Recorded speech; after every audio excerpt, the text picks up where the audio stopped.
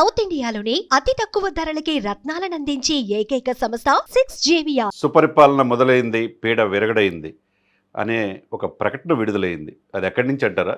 Janasena party కేంద్ర కార్యాలయం నుంచి పవన్ కళ్యాణ్ గారి ఆదేశాలకు అనుగుణంగా ఒక ప్రకటన రిలీజ్ అయింది.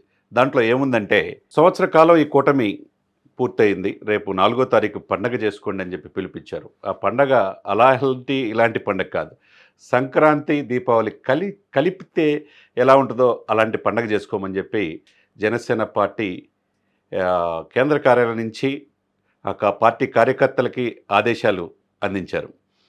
అది కూడా ఎలా చేసుకోమన్నారంటే, జూన్ 4 వైసీపీ అరాచక మూకల పాలన అంతమైంది, సంవత్సరం సుపరిపాలనతో ఎప్పుడు లేని విధంగా ఆంధ్రప్రదేశ్ అభివృద్ధి పదాన ముందుకెళ్తుంది.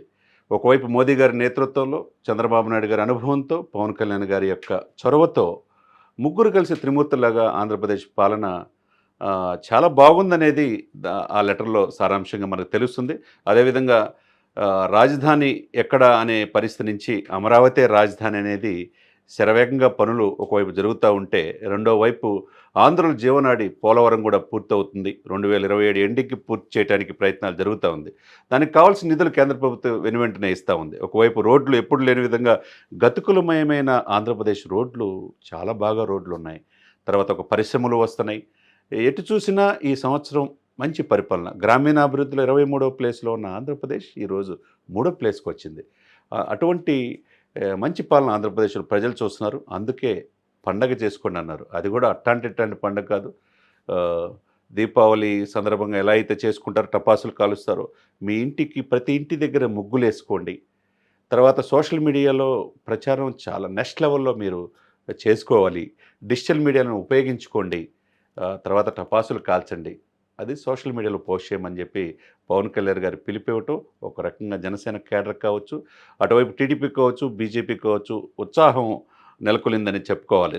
ఎందుకంటే వైసీపీ 5 సంవత్సరాల పరిపాలనలో అభివృద్ధికి, సంక్షేమం అభివృద్ధి అని చెప్పి 2 కళ్ళు లాంటి ఆంధ్రప్రదేశ్లో సంక్షేమ మాటున బటన్ నొక్కి అభివృద్ధిని మర్చిపోయారు. అభివృద్ధి మర్చిపోయేతలకి ప్రజలు వాళ్ళని మర్చిపోయారు.